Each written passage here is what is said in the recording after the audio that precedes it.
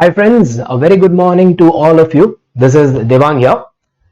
Hoping that you and your family all are fit and healthy. And in case you're not, don't worry. Be hopeful. This time shall also pass. Now, for the students who are appearing for May 21 exams right now, I'm sure your preparations are going on very well in full swing. Remember, Remember, do not skip any topic. Remember, do not leave anything in option. Look, when you prepare for the exams, do not prepare just for scoring passing marks. You prepare for reaching a rank. I always say this, that if you prepare for just scoring passing marks, then definitely you will not pass. Yeah, I'm very blunt in saying that. If you prepare for just scoring passing marks, then you will not pass. You take your preparations to that level that you want to seek a rank. You prepare for getting a rank, then maybe you will pass. Yeah. So please give your preparations proper justice. Do not leave anything in option. CA exams, they are not tough. Trust me, CA papers are not difficult. They are not tough. What appears to be a tough paper is actually not a tough paper. It is simply an unexpected paper. Yeah, when the students see something unexpected in the exam, it is not out of syllabus. It is from the syllabus, it is from the things that ICAI has given to you. It is always from the syllabus only, but when the student sees something in the paper which is unexpected, that is why he feels that the paper was difficult. The simplest way to tackle this problem is that don't have any expectations. Yeah, don't go to the exam hall expecting that these topics should come in the exam. Rather, I suggest you make your preparations whole and soul, exhaustive. Prepare everything, don't leave anything in option. Many times what happens is when you see some new topic in, say, maybe RTP, then you might feel that this topic is new, we have not done this in a class, then might as well let me skip this topic. It will not be very important, we'll go for the other topics only. But trust me, if that topic has come in the RTP, then there are very good chances that it will come in your exam. Yeah, so simple suggestion, do not skip any topic. Yeah. Now,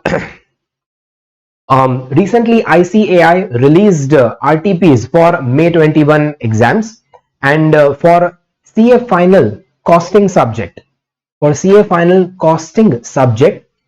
May 21 RTP has a new topic. Yes, it has a new topic regarding cellular manufacturing. I hope my students remember cellular manufacturing. It was basically a very small portion in chapter number 3.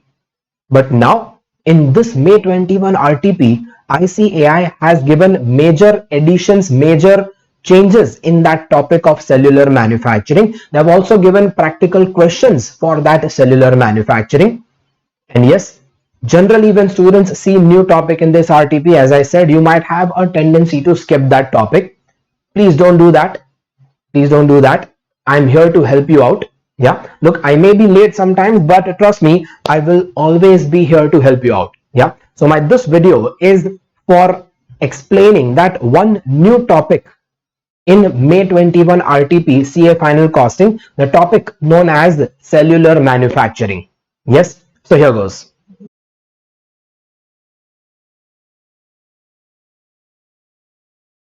Okay, so the topic is rank order clustering method.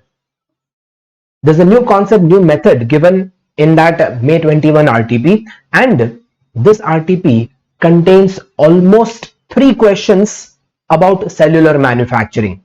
It has never happened in the history of CA, final costing exams, that in RTP they give 3 questions of the same topic, and that also such a small topic as cellular manufacturing. So imagine the weightage ICAI has given to cellular manufacturing in this May 21 exams. Yeah, so please consider this as very important, very important, because yes, 3 questions in the RTP, 3 questions in this RTP are about cellular manufacturing. So trust me, you cannot afford to skip this. Yeah. But this topic is very simple, very easy to understand, and trust me, I will help you out to understand this topic. And yes, it is very exciting also. In fact, to give you some facts about this topic, yes, this topic actually belongs to the syllabus of mechanical engineering. Yeah, ICAI wants a chartered accountant to be expert in all fields. Until now, we believe that it is all fields of commerce. But well, now it seems that they want us to be expert in all fields, everywhere. Yeah. Anyways, it is related to production. It is related to production planning only. So yes, it is a part of your syllabus, and 2 questions in your RTP is regarding this rank order clustering method, and one more question is regarding in general cellular manufacturing. Yeah. So these are the new additions in May 21 RTP, and this video is for understanding that new additions in May 21 RTP. Yeah, rest all the topics in that RTP are completely covered in my regular classes. All the topics in this RTP are fully covered in my regular classes. Absolutely nothing new, nothing else new in this RTP. But yes, this topic is the new one in this RTP. Yeah. Okay, so we'll start. This is under CA Final SCMP, that is costing subject, falls under chapter number 3, lean systems, and under that the topic of cellular manufacturing. I will be describing the entire topic of cellular manufacturing, because yes, until now I had not given due importance to this topic even during my classroom discussions, because it was a very small topic. I had explained it in like few words only. But now the importance given to this topic has increased, so I will also increase my level of details in the explanation. Yeah. So basically, what is this cellular manufacturing all about? Well, it is something related to a topic called as time and motion study. Have you heard of this? Yeah.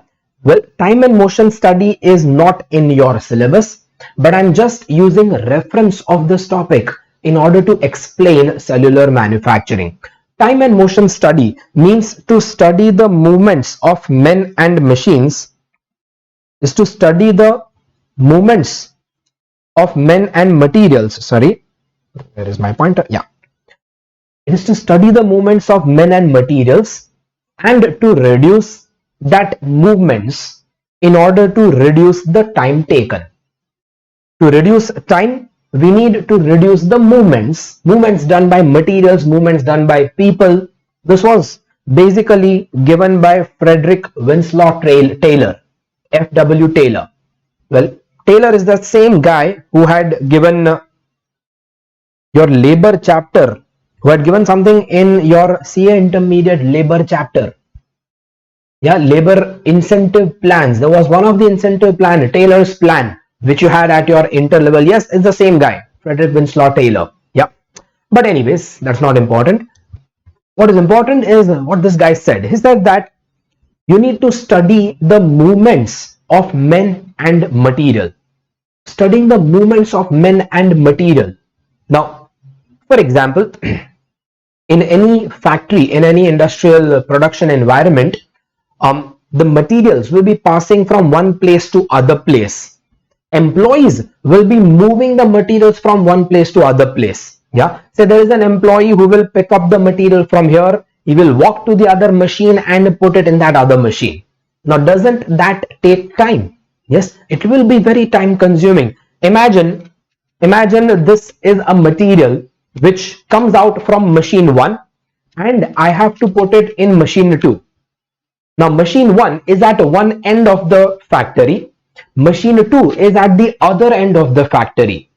Then don't you think it will be very time consuming for the employee to move the materials from machine 1 and carry it and put it in machine 2 here. Yes, it will be unnecessary wastage of time. Time and motion study says that you study such unnecessary movement of materials, movement of employees, so that you try to reduce these movements and accordingly save time, reduce your production time. If you can reduce that production time, it will reduce cost. It will also give you more production in less time. Yeah, three simple examples I have given you here to understand time and motion study. Like number one, imagine a classroom filled with students. Say nowadays we all are hooked up with the video lectures and all, but earlier there used to be time when I was teaching in a class and we had so many of you were sitting in front of me. Say I have 200 students in front of me and I wish to distribute some class notes, some handouts to all the students. Now, one way of distributing notes in the classroom will be that I carry an entire pile of notes and I go to each and every student personally and hand over the notes to that student. Each and every student, 200 students in the class. Imagine I will have to move so much in the class in order to distribute that notes to every student. It will be more time consuming.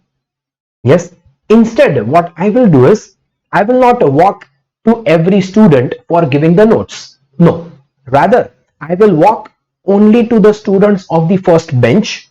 I will pick up one bunch of notes and put it on the first bench. Now that first bench students will take their notes and pass it behind. Yeah, the first bench students will pick up note copies for themselves and remaining copies they will pass to the students behind. Yeah, if they keep passing that way, then overall my distribution of notes will complete in a faster way. Yes or no? Imagine in the exam hall.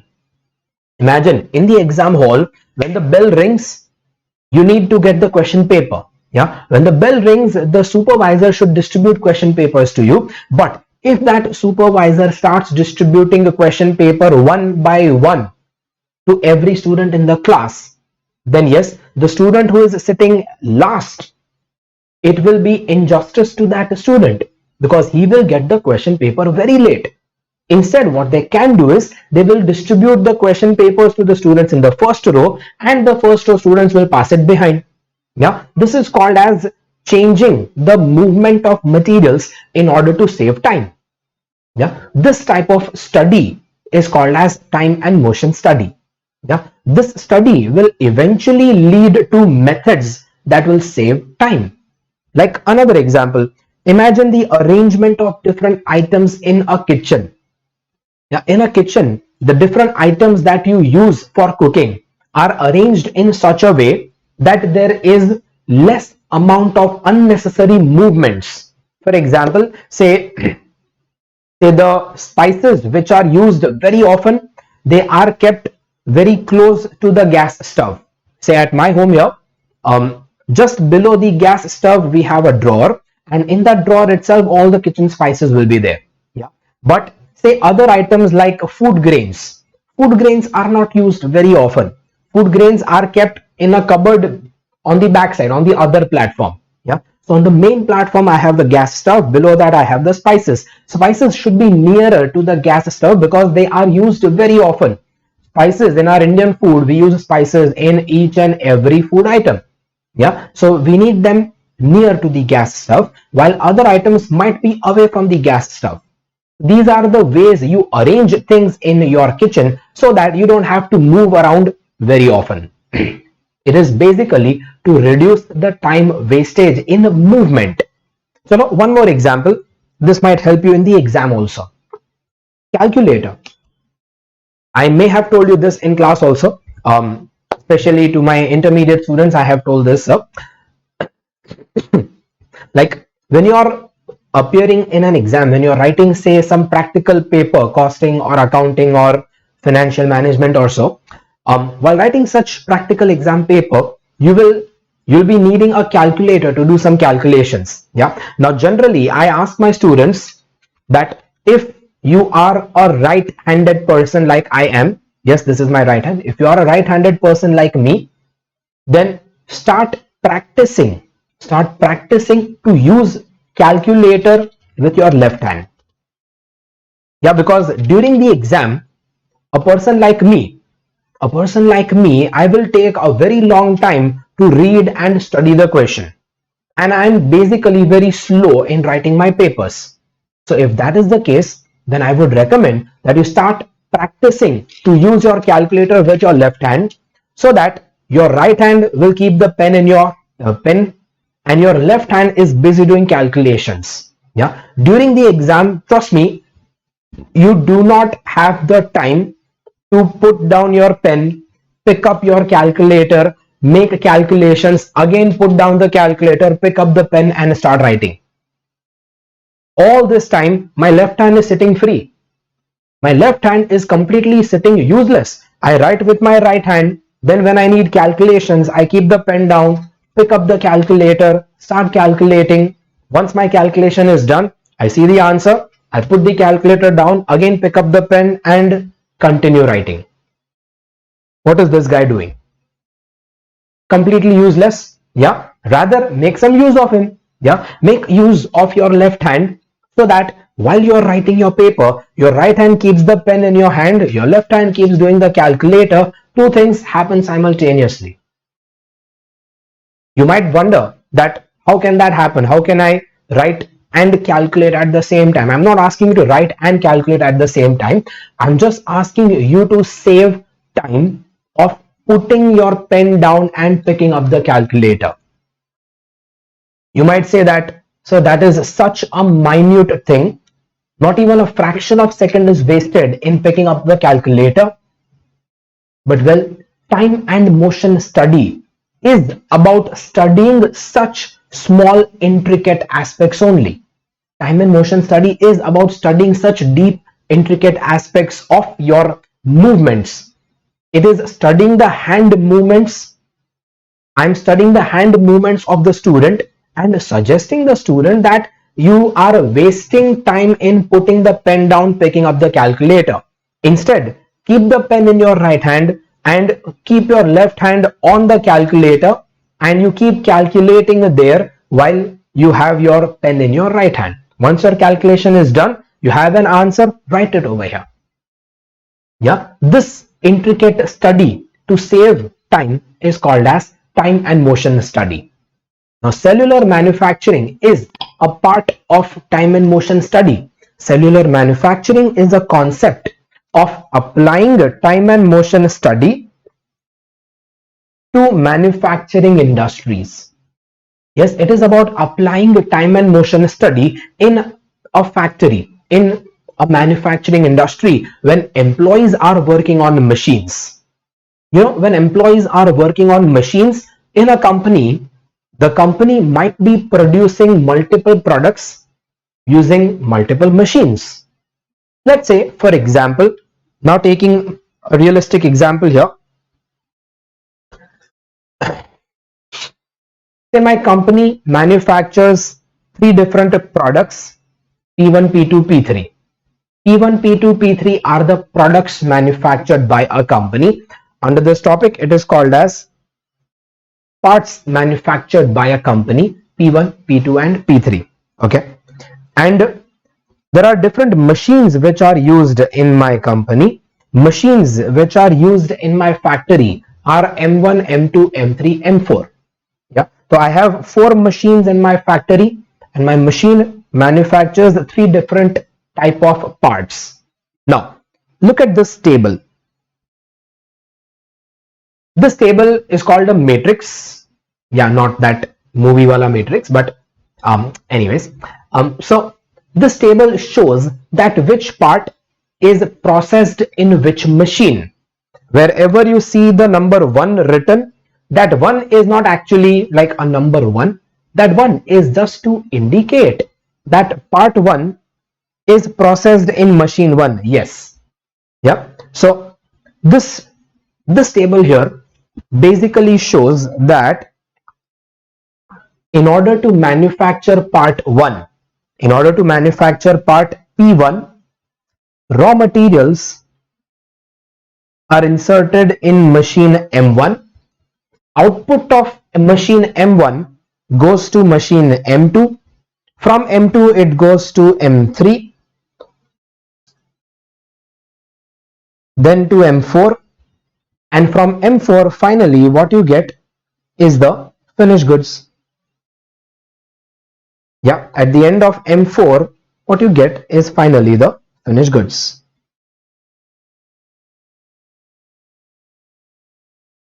However, in a company, it is not necessary that all the products require all the machines.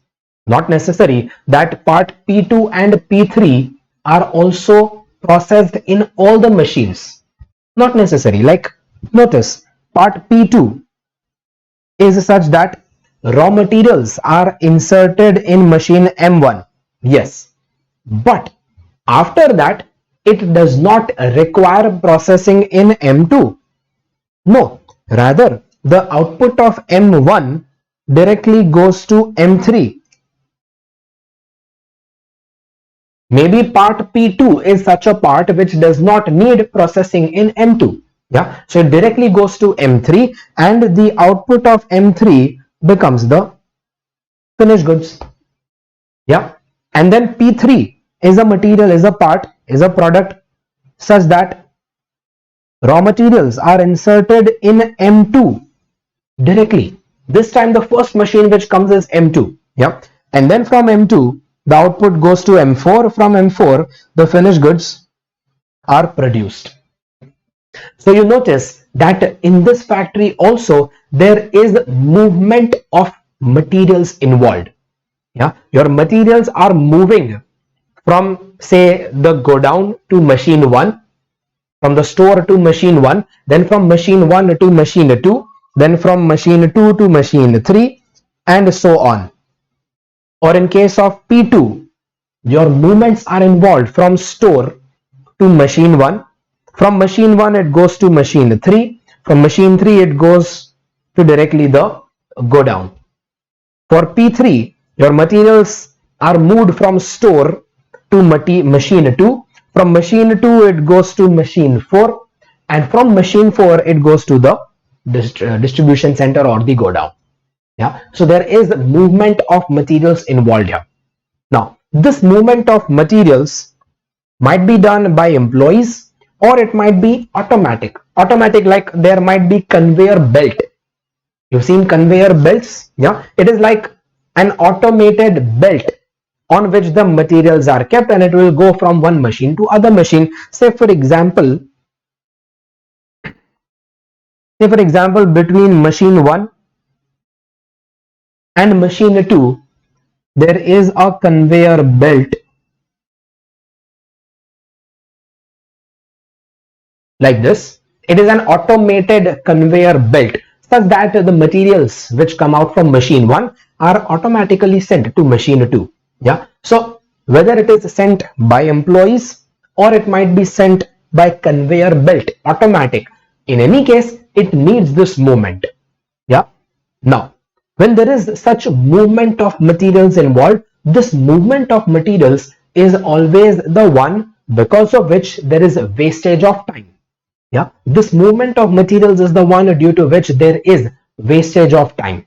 Now to reduce this wastage of time, we need to reduce that movement of materials. Plus there is also a problem of managing speed of each machines in the lineup. Like imagine if M1 is sending materials to M2 automatically without employee being involved, then there might be a problem that say M1 is giving output at a faster rate, M2 can take input at a slower rate. In that case, if M1 automatically pushes materials to M2, then the materials will start piling up before machine 2. You remember we've discussed this in JIT also. Yeah, so there might be problem of speed differences between the machines. All that also needs to be managed. Cellular manufacturing is a way to manage all of that. Yeah, these are the problems which existed and these are the problems which we are targeting to resolve. Cellular manufacturing will try to resolve such problems by applying time and motion study to the manufacturing industry. Yeah, this is the background for cellular manufacturing. Okay.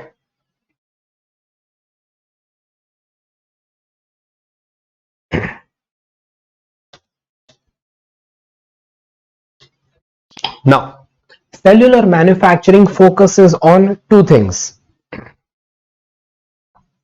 It focuses on two things. It is about two things. It is about grouping the machines together. Yes. So when there are more than one machines involved in my factory, cellular manufacturing says that you make group of machines so that the machines which are frequently used together, they should be kept together. Like for example, if in this factory, imagine if in this factory product P1 does not exist, then ignoring that part P1, look at part P2 and P3. You notice that part P2 is the one which requires machine M1 and M3, while part P3 requires machine M2 and M4. So in this case, cellular manufacturing will say that you make group of machines. Maybe in this case, you can make machine M1 and M3 can be put in one group because they are used together for part P2, and machine M2, M4 can be kept in another group. Yeah. So cellular manufacturing is all about grouping of machines. But generally, making the groups, deciding which machine should be kept in which group, that grouping is not so easy. That grouping might not be so simple because there will be certain products which are used, which require more than one group of machines, like product P1. Yeah. So we need to learn how to make groups of machines. So number one, cellular manufacturing focuses on grouping of machines. It's also called as grouping technology, GT. That GT is a topic from mechanical engineering, but you don't need to know that. And secondly, arrangement of machines. Now the practical questions which have come in your RTP, it's about grouping of machines. What is grouping of machines? We'll see that here. Grouping of machines means that more than one machines are grouped together based on the parts manufactured by them. Like in that previous case, machine M1 and M3 are grouped together because both these machines are used in making P2. Machine M2 and M4 are grouped together because M2 and M4 both are used in making part P3. Yes. Okay. So machines are grouped based on the parts manufactured by them. Now there are certain terms which are used in this theory. Look at the terms. The term part family means a group of similar parts. In my previous example, there was only part P2. Is there any other part similar to P2 which requires same machines? No. Part P2 is the part which is alone. But if there are other parts also, if there are other products also which require same machines, then you can put those other products in that same part family. Part family is a group of similar parts, parts which require similar type of processing, products which require similar type of processing, while machine cell is the group of machines that are arranged together to process a particular family of parts. The part family is a group of parts. Machine cell is a group of machines which process that group of parts. Yep. And clustering methods are the methods which are used to decide a grouping. Now this is very important. This is the part for which May 21 RTP has given two questions. Clustering methods. Cluster means a group. Clustering methods means methods for deciding how to create a group. We'll come back to it a little later. Now, within that grouping of machines, imagine once the group of machines is made, like In that previous example, I can have group like this. Group 1 will contain machine M1 and M3, and these machines produce which part? P2. And my group 2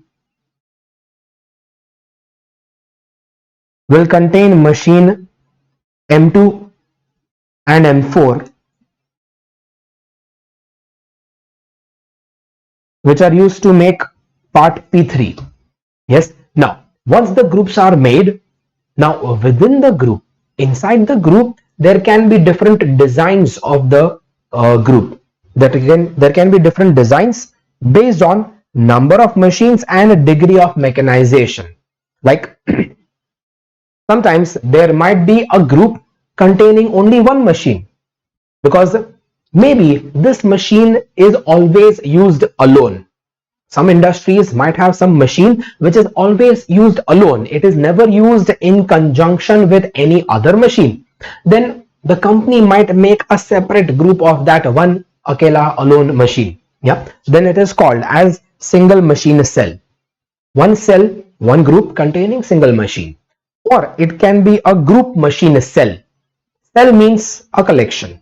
Now in one cell, I can put single machine, then it becomes single machine cell. In one cell, if I keep more than one machines, then it becomes a group machine cell. Group 1, this group 1 here is a group machine cell. Group 2 here is also a group machine cell. Now within group machine cell, it might be with manual handling or it might be with mechanical handling. Manual handling means employees will take materials from M1 and go and put it in M3. Yeah. So in group 1, from M1 to M3, the movement from M1 to M3, if it is done by employees,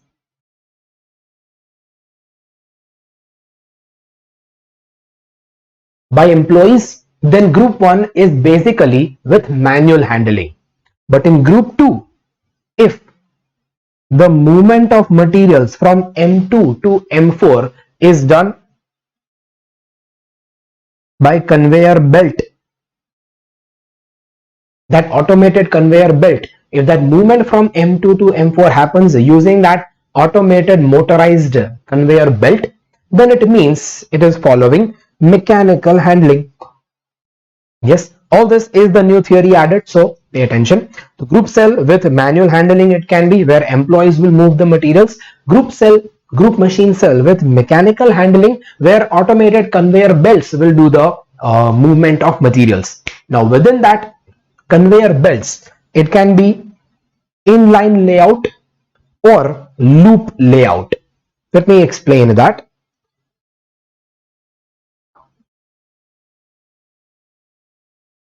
Inline layout will be the one where, for example, between M2 and M4, there will be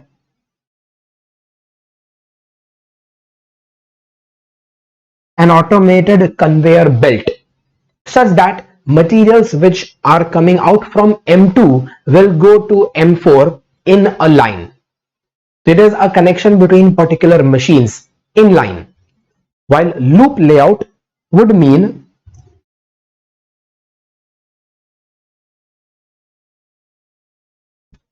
may be a situation where the conveyor belt goes in a circular manner.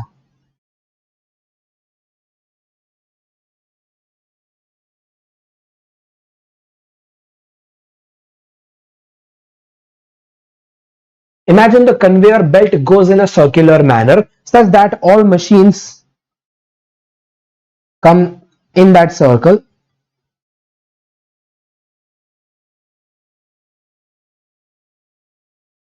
and there will be an employee standing along with the machine. Yes, so whenever the materials are put on that conveyor belt, Now these materials will pass through the entire loop. Whichever machine require that material, the employee will pick up and put it in the machine. Yes, it is like a conveyor belt which is running, and the employees at the machine will pick up the material whichever they need. Yes, this is not inline, this becomes the loop layout. Done? Yes, that's the difference. And flexible manufacturing system has everything flexible, in which processing is also automatic, handling is also automatic. It is an advanced level where everything is automated. Yeah, that can be called as flexible manufacturing system. These are the different types of designs that can happen within the machine cell. But still the point is remaining that how to create the cell, how to create the groups. Well, for how to create the groups, we need to learn clustering methods. Next is my discussion of that clustering methods. Clustering methods means how to make that machine groups. Well, there can be three different ways of creating a group of machines. One is called as part family grouping, other is called machine cell grouping, and machine part grouping. Part family grouping says that first you form part families. First you make group of parts, and then you make group of machines. First form the part families, and then group machines in the cells according to the part family. So first you identify that which are the products that are similar, make group of similar products, and based on the group of similar products you make group of machines. Once you have the group of machines, put that similar machines together at one place, other similar machines together at other place. Yeah, this is called as part family grouping. Not a very good method. Second method, machine cell grouping. This goes the reverse. It says that first you form machine cells that process similar parts.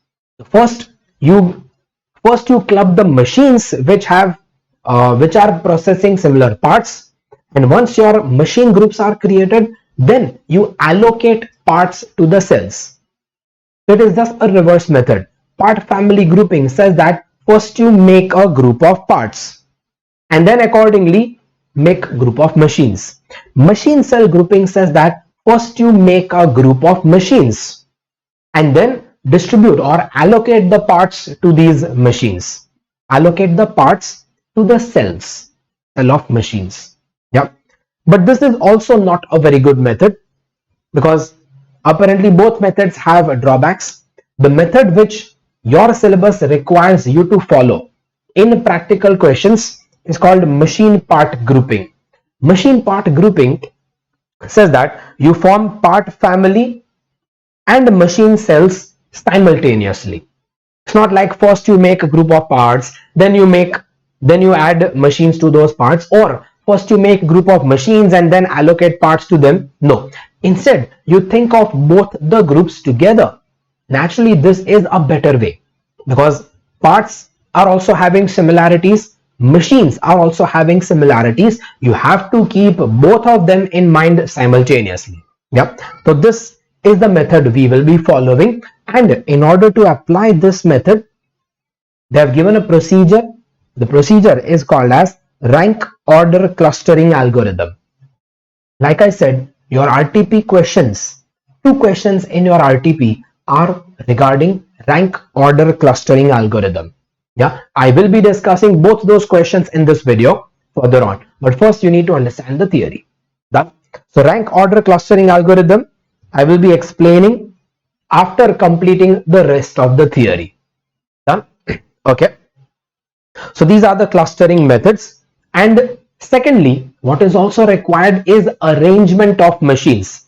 Imagine after following all those methods, you decided that I will have 4 cells in my factory. Cell 1 contains 3 machines. Cell 2 contains say 4 machines like this. Cell 3 contains 5 machines, and cell 4 also contains 5 machines.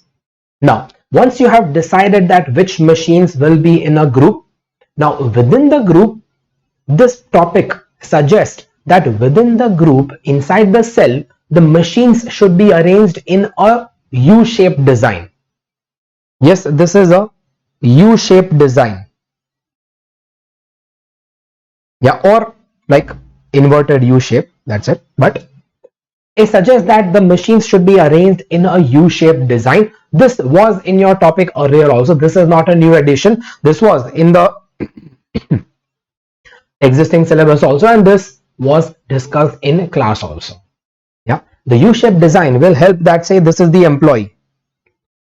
This boy here is the employee, and these are his hands, left hand, right hand. Yeah. Now the U-shaped design will help this guy to keep a watch on all the machines.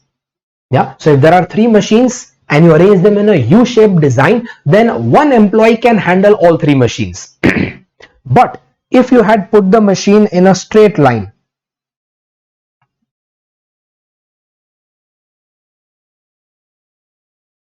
if I put the machines in a straight line like this, then imagine your employee will be moving from one place to other place, from M1 to M3, then M2, then M1 to M2 to M3. He will have to move around, or you will need 3 employees for that.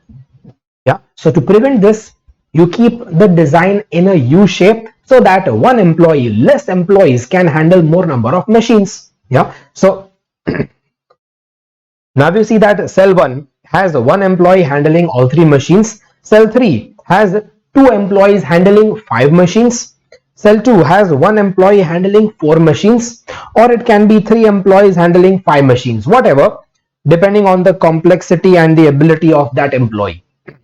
Done? Yes. So this is your arrangement of machines. Just giving you a short recap. I said cellular manufacturing is about applying time and motion study to manufacturing industry. Like when there are multiple machines involved in producing multiple products, then you need to group the machines together.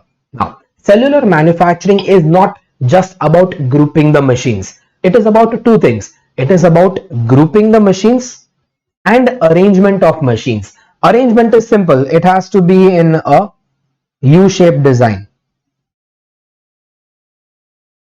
Nothing more in that. Yeah, but grouping of machines is important. Grouping technology, GT, is important. Yeah, grouping of machines says that more than one machines are grouped together based on the parts manufactured by them. There can be more than one parts manufactured in my company. Yeah, so first you make a group of similar parts, which is called as part family. You make a group of machines called as machine cell. But how to make a group of machines will be done by clustering methods. Yeah, clustering methods are these 3 methods, under which first method says that you first make group of parts called part families, then you make a group of machines. Second method says machine cell grouping, where you first make machine cells, that is machine group, make group of machines which process similar parts, and then allocate parts to those cells. Or third is the best method, which says that you make part family and machine cells both simultaneously. This is called as rank order clustering method, rank order clustering algorithm. This is the practical question we will be learning. Yes. Okay.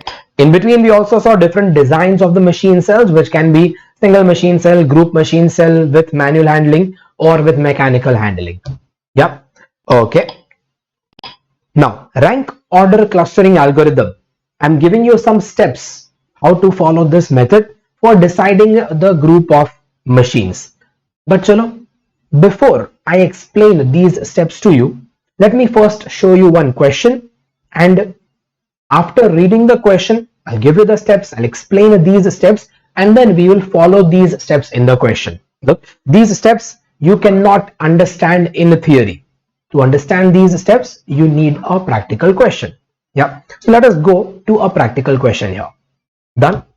Yes. I hope so far you are very clear with this. Yeah. Okay.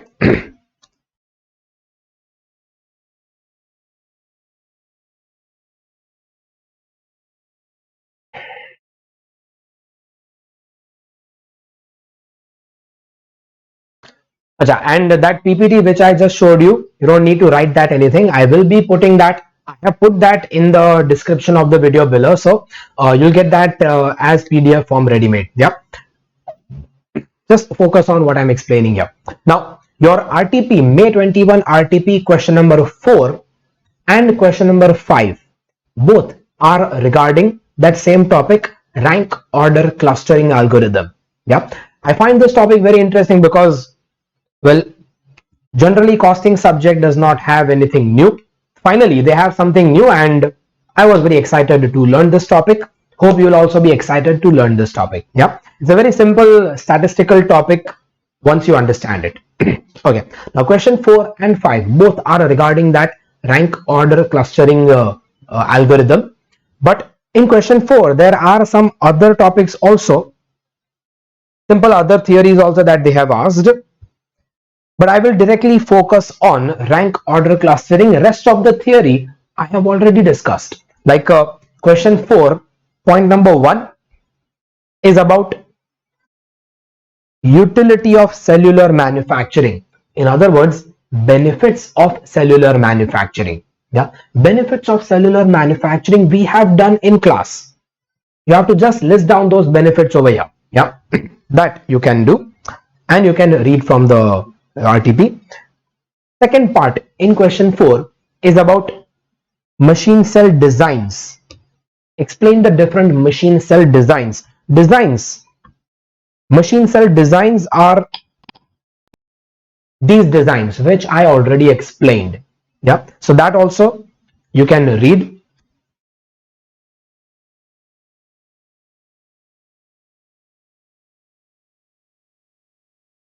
I will directly focus on question 4 part 3. Question 4 part 3 is about rank order clustering algorithm. Yeah, now in this question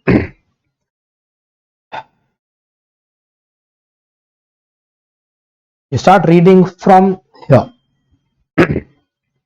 Yeah, we'll see. While analyzing production flow, it is observed that 5 different parts P104, 101, 104, 105, this 5 parts are complexly involved in processing at 5 different machines M2, M7, M13, 13A and 15. Yeah, so there are 5 machines and 5 parts, but all the parts do not require all the machines. Like you are given a part machine incident matrix. Now this is your question. Part machine incident matrix means a table showing which parts are processed in which machine. You see that over here. This table shows that part 101 P101 requires processing in machine M2 and machine M13. Similarly, part P104 requires processing in M7 and M13A. So you notice that there are 5 machines, but as such, none of my products are using all 5 machines. Yeah, at the most, my products are using 2 machines. Some products are using only 1 machine. Part 105 uses only M13A. Part 108 uses only M7. Possible? Yes, possible. Why not? Yeah. Now, using this part incident matrix, part machine incident matrix, we need to make groups of machines. That which machines should be kept together in one group, which machines should be kept together in other group. That grouping can be obtained using rank order clustering algorithm. Done? Yes. Okay. Now, this part machine incident matrix, that same table I have made in an Excel sheet here. Of course, in exam you don't have Excel sheet, but I'm using Excel sheet here so that I can explain it more easily over here. Yeah, you will have to make the tables again and again, but I'll show you the method. First, let us see the steps.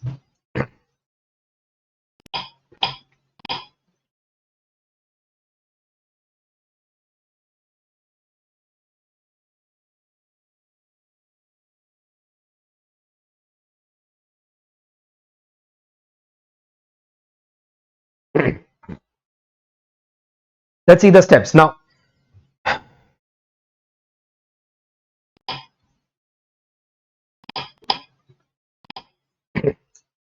step 1, I say you calculate binary weights for each column. Now, what is binary weights? I'll tell you. Step 2, you calculate decimal equivalents for the opposite direction, that is rows. Now, binary weights are basically weightage that you give. Now, weightage will be given in binary terms. Binary terms meaning 2 raised to 0, 2 raised to 1, 2 raised to 2, 2 raised to 3, and so on.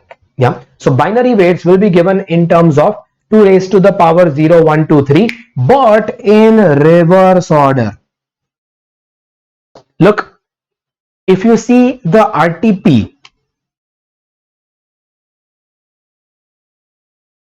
if you see the RTP solution of question 4, you might see that there are so many formulas that they have given. ये देखो, complicated formula. And looking at that formula, yes, it seems that this is from engineering topic, engineering syllabus. But trust me, the method which I am giving you does not require any formula. It is the same method, but I am not asking you to remember the formula. Forget the formula, you don't need that. देखो कितना formulas दिया है. Binary weight is BW 2 raised to n minus j. Decimal equivalent is such complicated dishum. Well, you don't need such formulas. Instead, you directly understand the method that I am giving. Yeah. So, binary weights are basically weightage in binary terms. Binary terms means 2 raised to 0, 1, 2, 3, and so on. Yeah. But these weights will be given to the columns in a reverse order. Reverse order. So, I'll write it like this.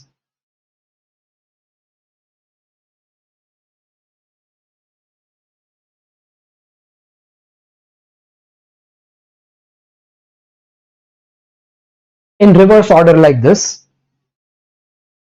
for the columns. Then we calculate decimal equivalent. Decimal equivalent is basically summation of that binary weights. It is the summation of binary weights, but not all the binary weights. I'll show you how to do that. Well, for that matter, now we'll see that Excel sheet where I will solve the question. Step 1, I will calculate the binary weights for each column. Step 2, calculate a decimal equivalent for each row. Now after that, you will do the ranking based on the decimal equivalent, and after the ranking, rearrange the table to make it in a sequence of ranking. Yes, I'll come back to the steps again later. Right now, going back to my Excel sheet. Now this is the same question which was given in your RTP here. I've made that same table in Excel sheet so that it will be easier for me to explain. Now your steps said that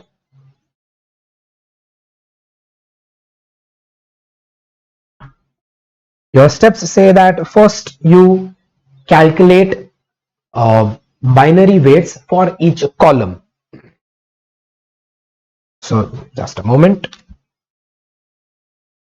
Okay, so here goes. Your step 1 said that you calculate binary weights for each column. So for each column, say my first column here is P101. So for P101, I will allot binary weights.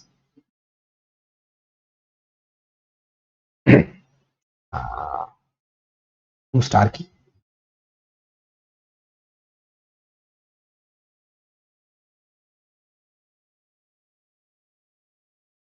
Yeah, I like this color.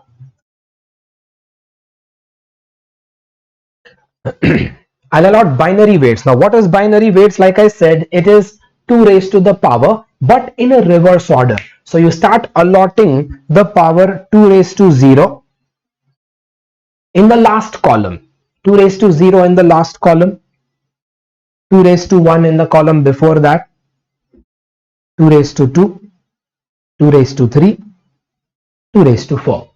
Yes, now 2 raised to 0 is equal to 1. I hope you know that much mathematics. Yeah, 2 raised to 1 is 2, 2 to the power 2 is 4, 2 to the power 3 is 8, and 2 to the power 4 is 16. Yes, so this 16, 8, 4, 2 and 1 are called as the binary weights. Yep.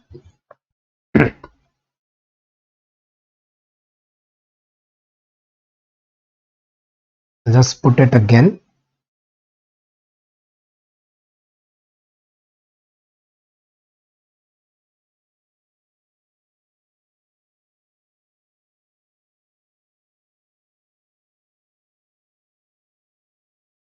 That is 16, 8, 4, 2 and 1. Now these are called the binary weights. Next step is to calculate decimal equivalent. Now decimal equivalent is the summation of binary weights wherever you see the number 1. It is the summation of binary weights. Look, I told you we are learning this without any formula. Without formula, so I am giving you these steps. Step 1 is binary weights, which was in a reverse order like this. Yeah. And then step 2 is decimal equivalent, which is summation of binary weights. Summation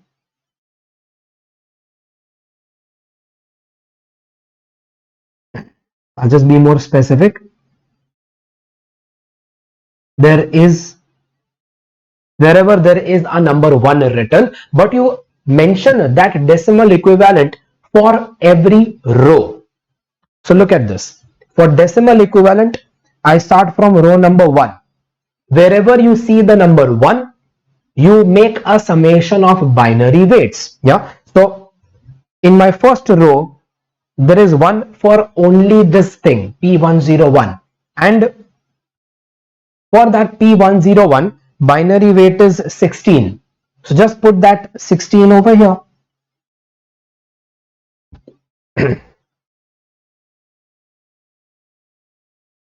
Yes. Then for row number 2, for the second row, you see that there are 1 at 2 places. There is 1 over here and there is 1 over here. So you make summation of binary weights of both those ones. So you make summation of binary weight for the first one, that is 8, and summation of, just a moment, I need a color to highlight.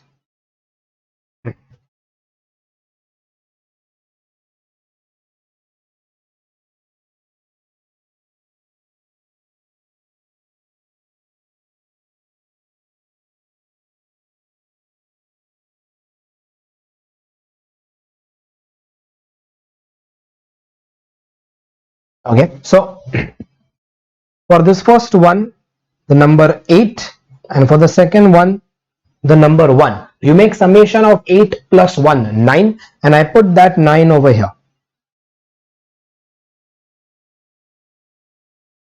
This is called decimal equivalence. Yes.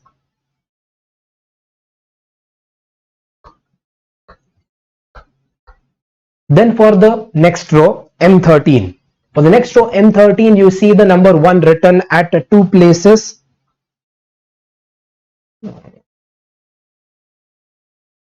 No.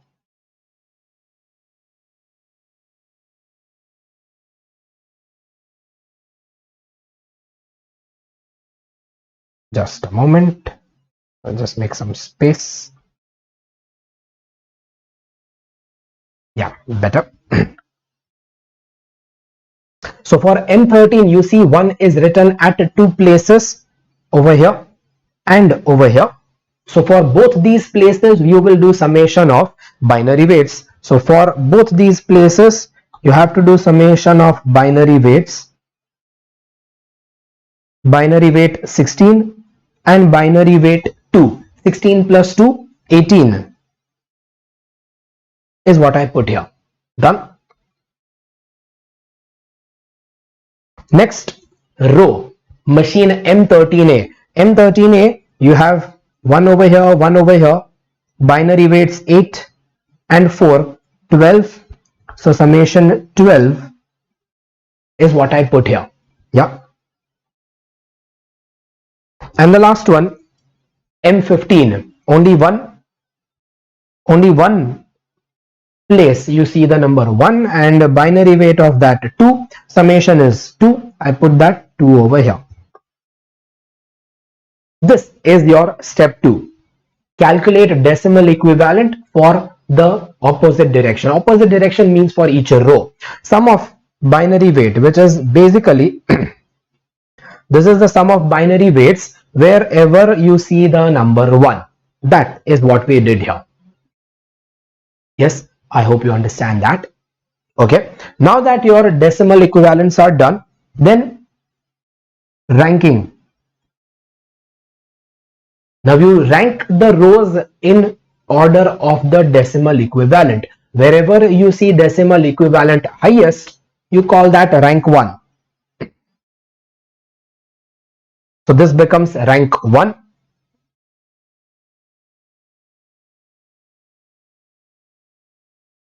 But I need to mention that here. I'll call this as rank 1. 18 is rank 1. 18 becomes rank 1. Then the 16 becomes rank 2. Then 12 becomes rank 3. 9 becomes rank 4.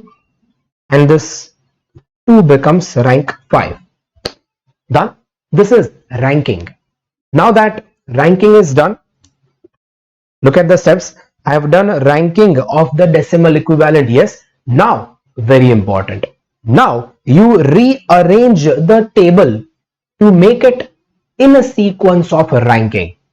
Now this is where I will make it easy for myself by using Excel sheet. For you, it is not easy. You have to rearrange the table. So you will have to make another table. So yes, this will be time consuming in the exam, but no option. This is the procedure. Yeah. So you have to rearrange the table in the sequence of ranking, so that whatever row is rank 1, you put them first, then rank 2, then rank 3, then rank 4, 5. Yes, so you have to rearrange the rows such that rank 1 comes at the top. Chalo, I will do that easily on the Excel sheet, but you have to make a separate table for that. Okay? This is my rank 1.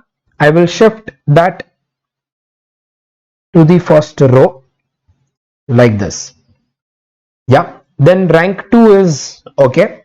Rank 3 should come after rank 2.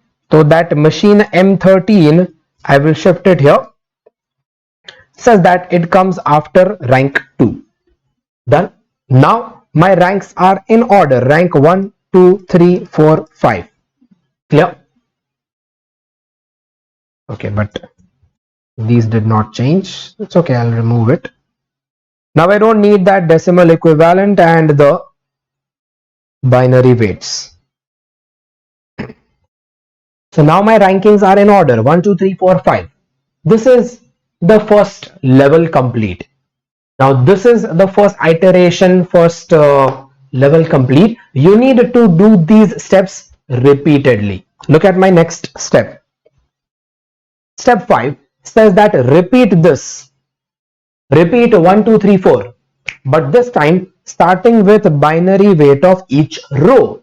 You saw that first we did binary weights of each column. Now you repeat 4 steps by starting from binary weight of each row. So now that the ranking has been rearranged, now that the ranking is rearranged, I will delete that ranking and do again.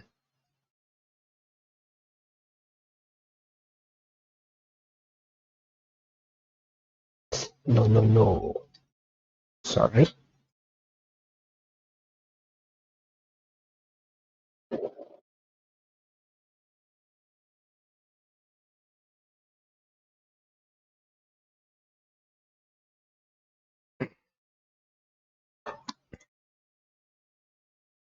Now we'll do that again.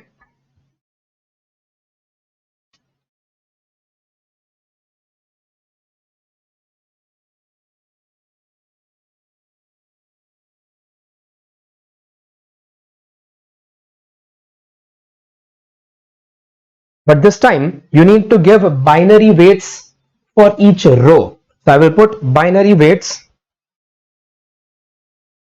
row wise here. My first row, binary weights I will put. How will I put the binary weights? Remember, binary weights you put as 2 raised to the power.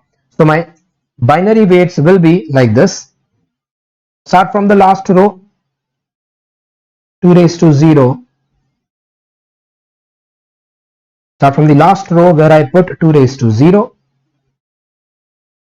2 raised to 1, 2 raised to 2, 2 raised to 3, 2 raised to 4. Yeah, so 2 raised to 4 becomes 16, then 8, then 4, 2, 1.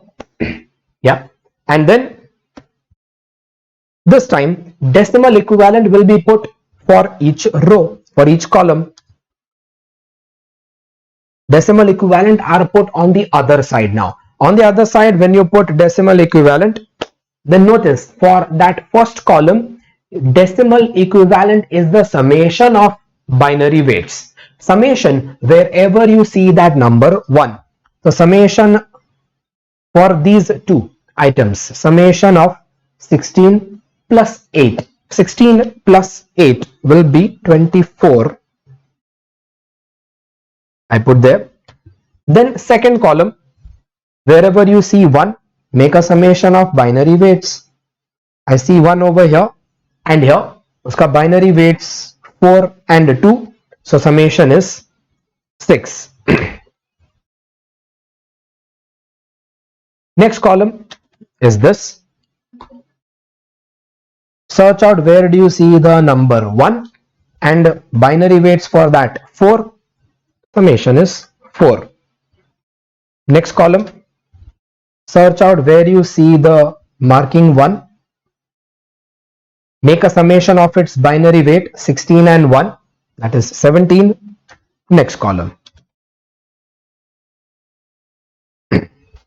And the last column, search out where you see the marking 1. Pick up its binary weight 2. Only one item, so no summation, directly put that.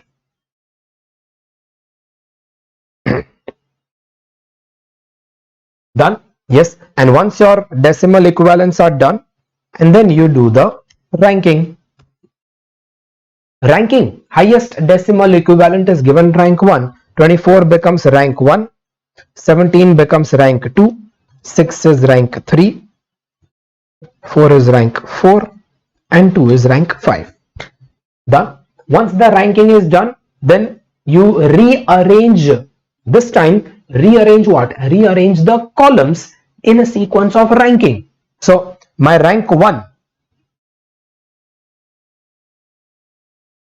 this is rank 1 that is already in the first position, let it be. But my rank 2 is this column which is coming later. I need to move it and put it over here. In fact, imagine if I move just this one column of P107, if I move this column and put it over here, if that rank 2 column is moved over here, then the ranking will become in sequence. Because ranking will become in sequence. Rank 1, 2, 3, 4, 5. Only one column movement is needed. Remember first time when I did the rearrangement, then 2 rows I had to rearrange. This time only one column movement is required. In short, that rearrangement movements will keep on reducing. Right now I need to rearrange only this rank 2 column.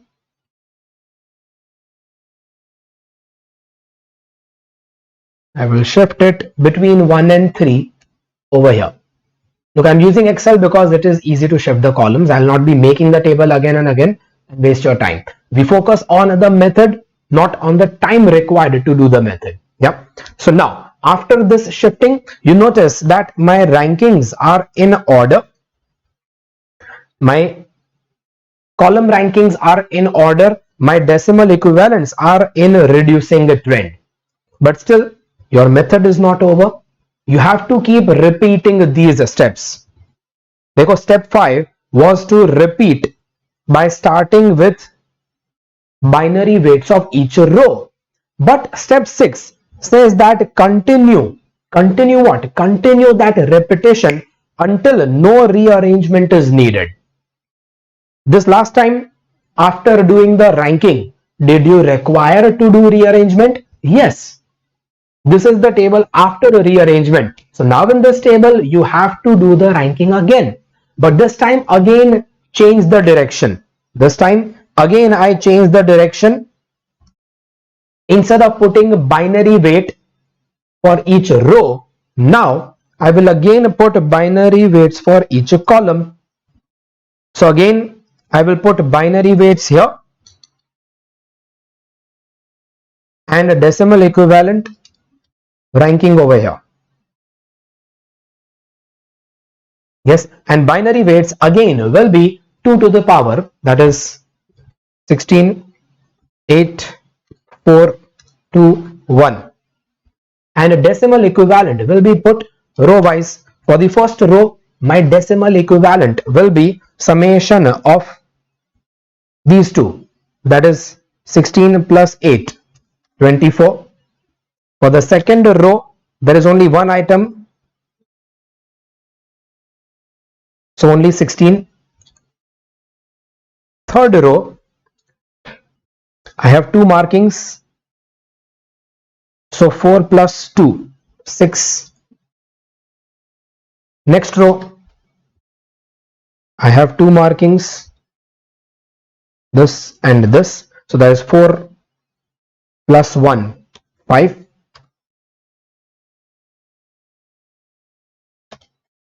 And next row, I have only one marking here, 8.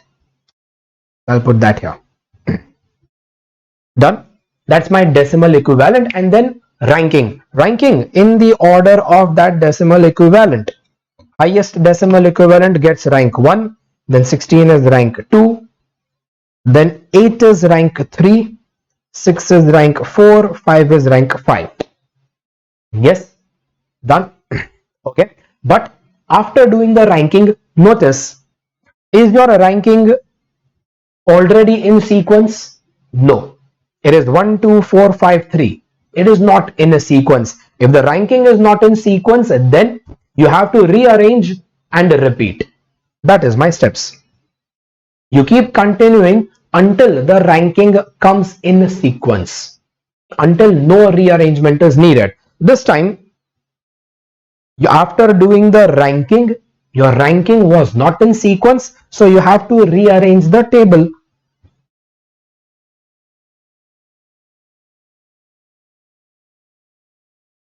My rank 3 is coming at the last. I need to shift it up. I will move that rank 3 and put it before rank 4. If I move that, then my ranking is done. It is now in a sequence, but it is in sequence after rearrangement. Because rearrangement was done, you need to continue the steps. Continue the steps. And now when I continue, so what will happen? Now this time, binary weights will be put over here. Decimal equivalents will be put over here. Chalo.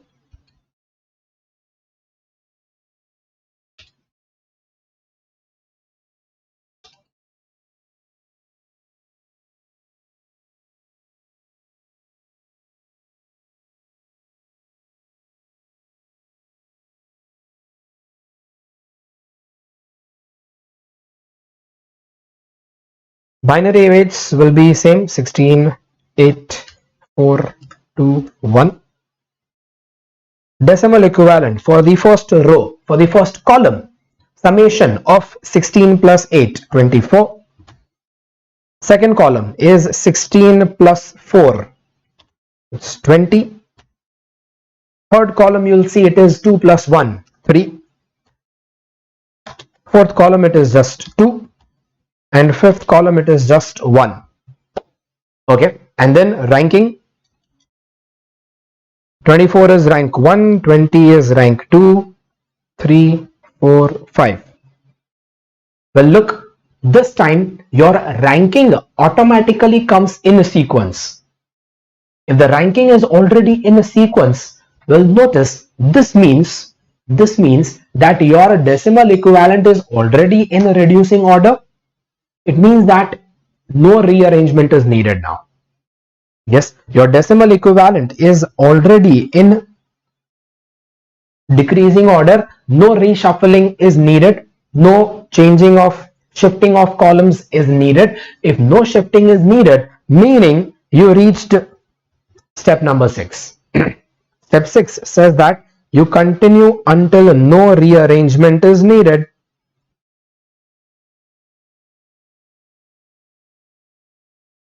So this is when I have reached step number 6, continue until no rearrangement is needed. Now that you have reached this, so step 7, your process is complete, you make the groups. Step 7, you make the groups. How do I make the groups? Well, now you make the groups like this. Dekho, this is one group and this is other group. You make the groups considering two things. You make the groups where all the 0 elements are ignored. Dekho, these cells are 0 elements are ignored. This is how my groups will be made. My first group contains like this. Second group is like this. Done? Yes. Just a moment. This is my first group. And this is my second group. Yeah. So my group 1 conclusion I'll put here.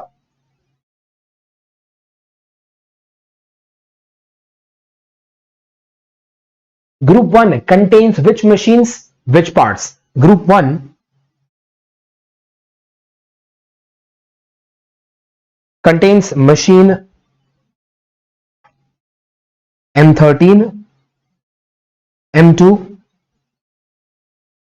M15, and group 1 contains parts. Which parts? P101 and 107.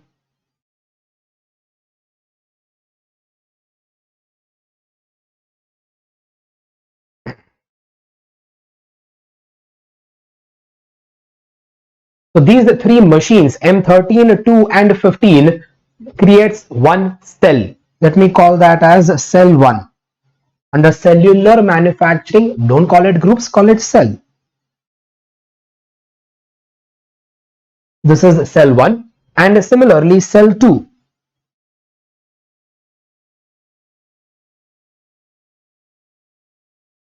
I'll just change color.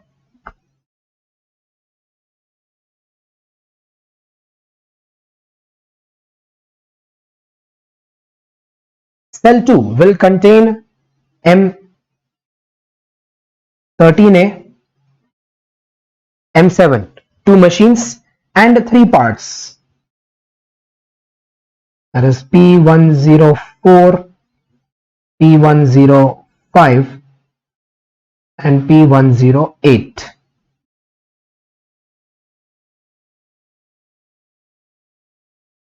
This, my friends, is cellular manufacturing. Done? Yes. Just to clarify that in the last step, how did I decide the groups? Well, simple. You decide the groups by simply ignoring these cells which have a 0 element. Yeah, if you ignore these cells having 0 element, then you will clearly see two separate groups, one on the top right corner and other on the bottom, one on the top left corner here, other on the bottom right corner here. Yeah, that top left corner is one group, bottom right corner is another group.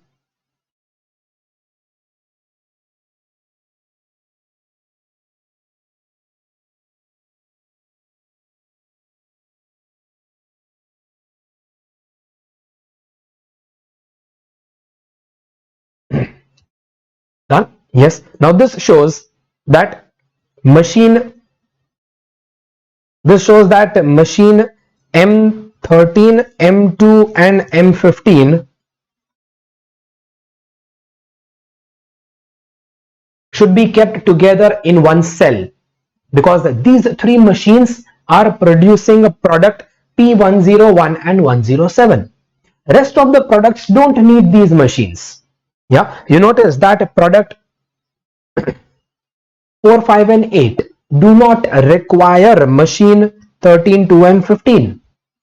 Yeah, so machine 13, 2 and 15 is kept in one cell, which is dedicated to only making P1 and P7.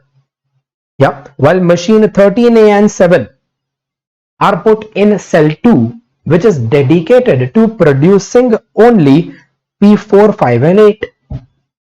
Because these machines 13A and 7 are not used in making P1, P7. Done? Yes, this is how groups are created. This procedure is called as rank order clustering algorithm. Yeah, I hope you understood that method. And you notice that I created this method. We came to this answer without using the formulas. You don't need to memorize the formula. Instead, I have directly taught you how to implement those formulas. Now forget the formula. Looking at the solution in your RTP, I told you to ignore the formulas, but yeah, just ignore the formulas, but table you can still see. This was my first table where the ranking was done and your rows were shifted. Row 1 was shifted, row 3 was also shifted before 4. 2 times shifting was done. After that shifting, you get a table like this. This is your table number 2. You have to make a fresh table each time, but this time you put binary weights for each row and you do the ranking of columns. And once you do that ranking of columns, then your rank 2 was to be shifted here. Yes, after that shifting, you get table 3, where again you do binary weights for each column and ranking for each row. And this time when you do the rankings, you again need some shifting. Rank 3 needs to be shifted here. After that shifting, you get table 4. And again you put binary weights here, decimal equivalent and ranking here. But this time when you do the ranking, you see that the ranking is already in sequence. So if the ranking is now neatly arranged in order, so you stop the process and you identify the groupings. Well, yeah, these are the groupings you identify. Yeah, and this is how you display your answer. Your cell 1 is dedicated to manufacturing part 101 and 107 using machine 13, 2 and 15. Cell 2 is dedicated to manufacture part 4, 5 and 8 using machine 13A and 7. Done? Yes? Yeah. This is your question number 4. Is that fine? Yeah. I hope that explains you the entire method. But chalo, still if you need a recap of the method, I will not be explaining question 4. ICAI has given one more question, question 5 for that same method. So those students who need a revision of the method, you stay with the video, stay logged on. I am continuing still this video further to explain that method in question 5. But this time it will be a fast revision of the method. Done? Yes? Okay. Check out question number 5. Question 5 of your RTP does not involve any major theory. It directly involves rank order clustering method. Directly. I'm not reading the things. Directly see the table. This time you have 6 products. P1, P2, P3, P6 and 5 machines. M, B, C, D, E, F. Yeah, so this time 6 products and 5 machines, not matching, but still you can follow rank order classification, rank order clustering. And this same table I have put in my Excel sheet over here. Yeah, and in my Excel sheet I will start with the process. Look at the steps again. Step 1 you have to always remember. Then rest of the steps automatically you will know. Yeah, step 1 you put binary weight for each column. For each column I put binary weights for each column.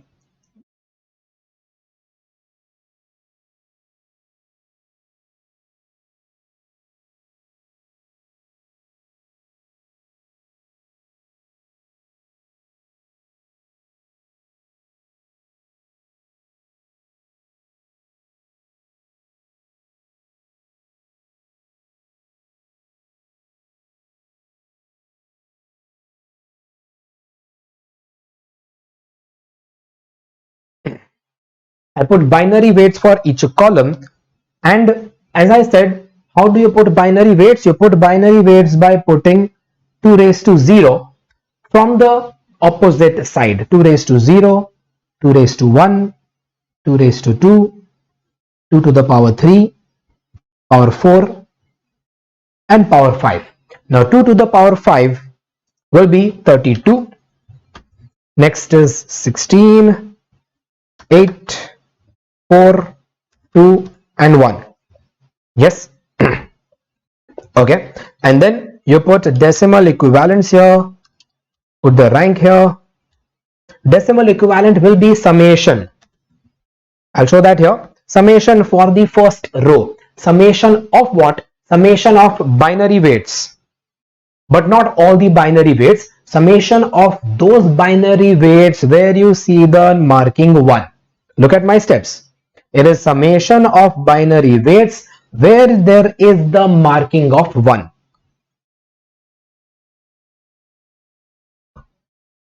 Yeah, so where there is marking of 1, make summation of binary weights of that. Binary weight 8 plus 2, 10 is what I put here. Done? Yes. Next row. Next row, the marking 1 appears at 3 places. Summation of its binary weight 4 plus 2 plus 1. 4 plus 2, 6 and 1, 7. I put 7.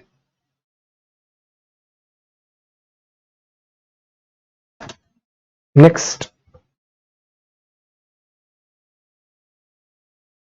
Next, see where are the markings.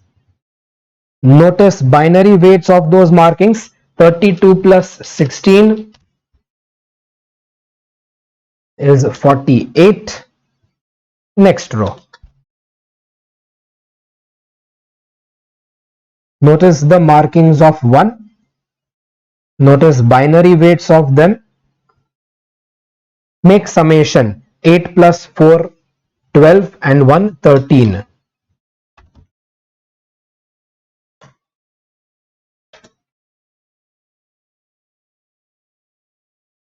Markings 1, 1, 1. Binary weight 32 plus 16, 48 plus 4 is 52.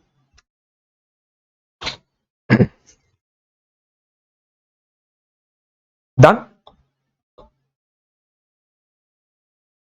I hope this time it seems to be a little more easier.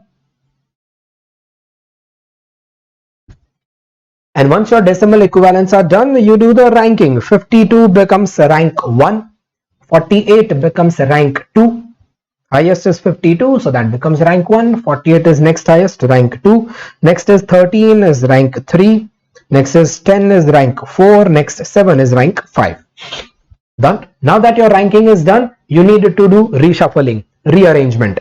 For rearrangement, rank 1 needs to be shifted at the top. See, my Excel sheet makes it easy to shift. For you it is not that easy. You have to make the table again. Yep.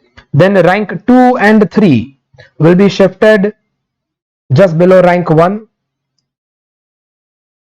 and accordingly rank 4 5 gets arranged automatically. Done.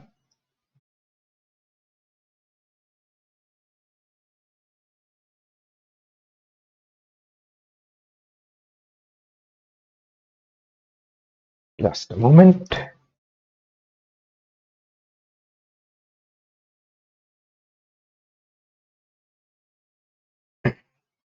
Yes, now that the rankings are rearranged, you have a new table. So in the new table, what you do, your binary weights will be written over here.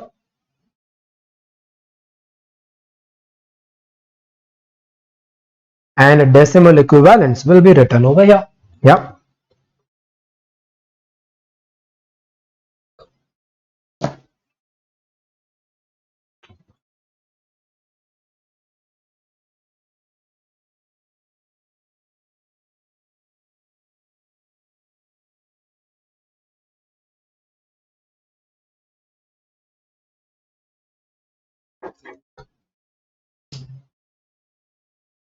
And binary weights, how do I put them? Yaad karo, binary weights will be put like this. You start from 2 raised to 0, but in the opposite direction. 2 raised to 0, 2 raised to 1, 2 raised to 2, 2 raised to 3, 2 raised to 4. 2 raised to 4 is 16, 8, 4, 2, 1. Done. And then decimal equivalents will be put column wise. So decimal equivalent for the first column. Notice the marking 1. Notice binary equivalents of those marking and make a summation. 16 plus 8, 24. Next column. Notice the markings 1. Notice binary weights of those markings. 16 plus 8, again a 24. Next column. Marking 1. Binary weight 4 plus 2, 6. Next column. Markings 1 and 1. Binary weights 16 and 1, 17. Next column. Markings 1 1 1. Binary weights 4 plus 2, 6 plus 1, 7. Next column. And markings 4 plus 1, 5. Okay. Yeah. And then the ranking. Now, this time while doing the ranking, you notice that decimal equivalents 24, 24 are coming same. If there are same decimal equivalents, then how will you do ranking? Well, your wish. You can put anyone as rank 1, any other as rank 2. But naturally, if it is your wish, then first one you put as rank 1, second you put as rank 2, so that you don't have to rearrange. Yep. Then 17 is rank 3, 7 is rank 4, 6 is rank 5, and 5 is rank 6. Done. Now rearrange the ranking. Now rearrange, make a table again by shifting the columns to make them rank wise. So this rank 3 needs to be shifted here. In fact, I will say like this, rank 5 needs to be shifted here. If you do that, then all others will already come in rank in line. 1, 2, 3, 4, 5 comes here and 6. Yeah. So only rank 5 I need to move. I'll do that here. Rank 5 column, I'll select and I move it before rank 6. Okay, full shifting. Now that the shifting is done, because you required shifting, still you continue the procedure. This time binary weights will be written here, decimal equivalents will be written here. Yes, opposite.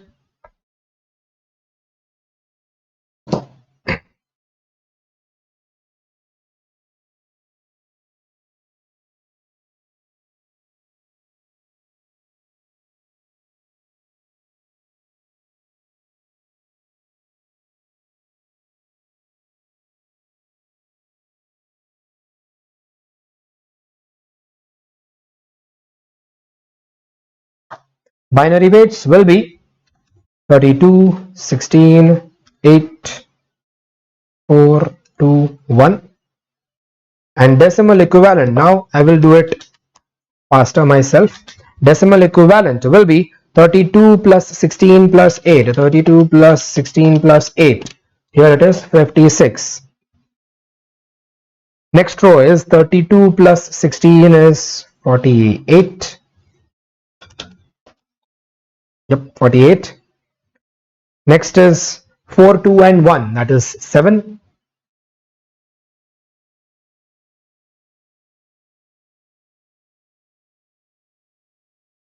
Next is 4 and 2, 6. And this is 8, 4, 12 and 1, 13. And the ranking for that, 56 is rank 1, 48 is rank 2, 13 is rank 3, 7 is rank 4, 6 is rank 5. Still ranking not in order. Yes, you need to rearrange, make a new table. Make a new table where rank 3 will be shifted. Rank 3 is shifted and put over here so that you have a new table then. Okay. Rank 3 is now shifted like that. Done. Now that you have new table, again you need to do the same procedure. Decimal equivalent comes here, binary weights I will put over here.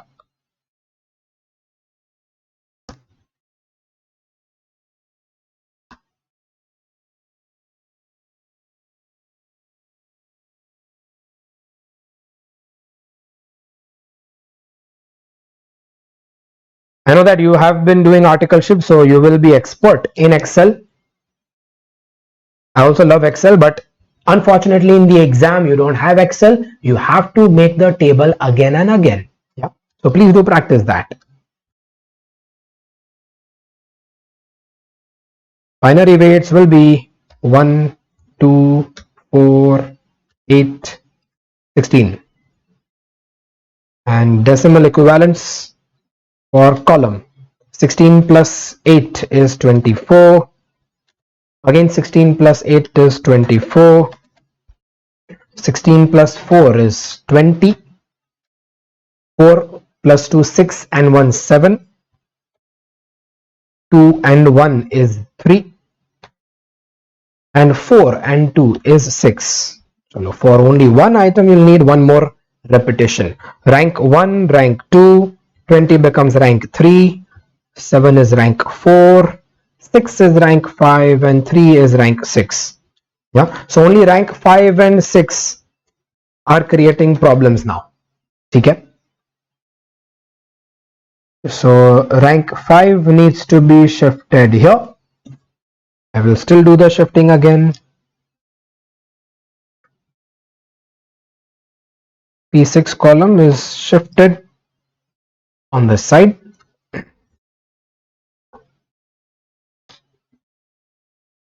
And then again the decimal equivalent binary weights I have to interchange, repeat the process. Hopefully this will be the last time.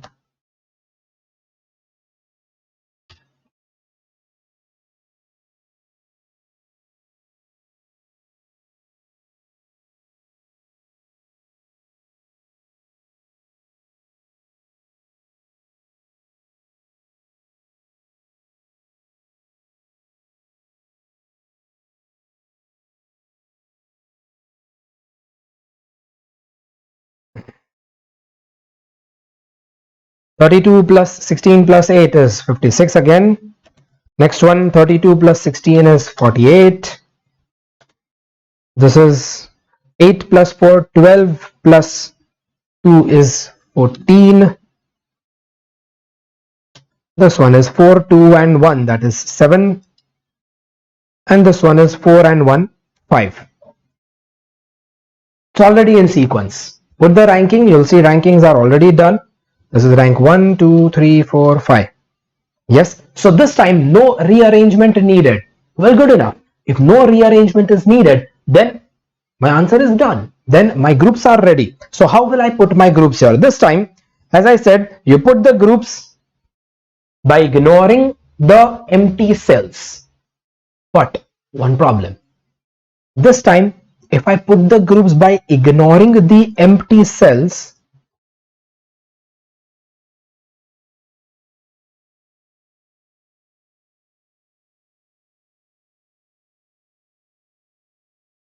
so this is one set of empty cells,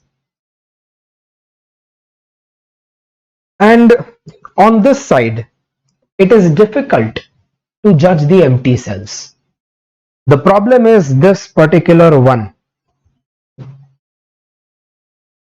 This one is disturbing. If that one was not there, then the rest of these are empty cells. So what happens is, this time when I do the grouping, there is one change. So this I will put as group 1. This I can put as group 2. Cell 1. This is cell 1. This is cell 2. But you notice in that case, this 1 is skipped from both the cells. What does this mean? Well, this means that, notice, this means that cell 1 will contain machine F and D, which produces product P1, P2, P4. Cell 2 contains machine C, E and B, which produce product P5, P6, P3. But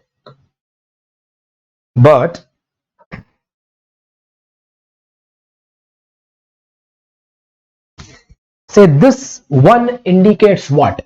This one indicates that product P4 requires machine C. Well, P4 is put in cell 1, but it requires machine of cell 2, because P4 is in cell 1, but machine C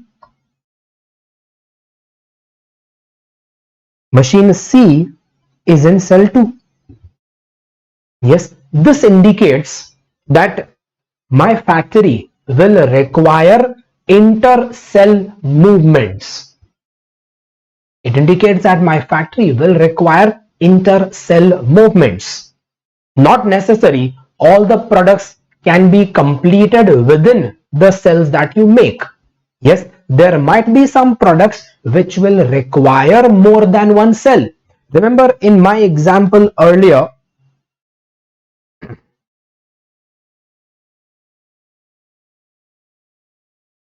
here, if I make group 1 which contains M1 and M3 and group 2 which contains M2 and M4, then how will you produce part 1?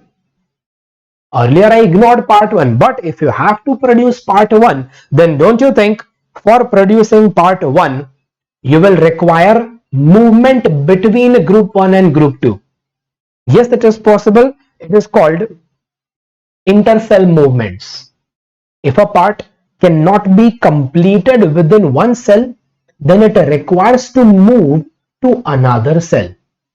Yes, if it requires to move to another cell, then following approaches can be considered. Notice, I say that following approaches. I say number 1, you design effective intercellular material handling mechanisms. So there should be more effective ways of moving materials from one cell to other cell. Like in this case, your P4 is first processed in machine F. Then it has to move to machine C. For moving it to machine C, there has to be effective ways of moving it from machine F to machine C or machine C to machine F, whatever is the sequence. Yeah. Or maybe you duplicate the machines. You create another machine. You purchase one more machine C, because look, machine C is required extensively in cell 2. But it is also required for just one part of cell 1. So one method would say that you purchase another machine C. You keep two separate machine C. You keep a machine C in cell 1 also, and you purchase another machine C, put it in cell 2. Of course, that will become very expensive. Yeah, expensive if the machine is expensive. If the machine is very cheap, you might have kept it at both the places. Like say in many offices, printer is required for various operations. If the printer is required in multiple places, then they might keep more than one printers, because printer is not an expensive machine. I can keep a printer in this room, I can keep another printer in that other room, so that employees don't have to move from that room to this room for getting the prints. Yep. Okay, so you can duplicate the machines, or you can subcontract that particular process. Like if P4 requires machine C, but machine C appears in a different cell, then might as well you can subcontract that processing of P4. Subcontract to someone else outside. Yep. Or redesign the part itself so that it does not require intercell movement. You redesign product P4, change the design of P4 such that it doesn't need machine C. Yeah, either of these suggestions you can give. This is what they ask in question number 5. Notice the solution in question 5. This entire theory given in your RTP, I have already discussed in my PPTs. You see the machine designs also, we discussed in that PPT. These are benefits of cellular manufacturing. This is just the benefits of cellular manufacturing, that because of making these cells, because of grouping the machines, it will increase material flow, increase machine utilization, it will increase the space utilization, increase productivity, yeah, and so on. And it will decrease your planning efforts, it will decrease the paperwork, it will decrease setup time, decrease downtime, decrease work movements. All these are benefits. Do notice them, remember them. I predict it will come in the exam. Yep. Okay. And question 5, this is the first table. Then the second table. See, this is wastage of time. I'm moving my hand. I should use the left hand. I'm in motion study. This is the third table. Fourth table.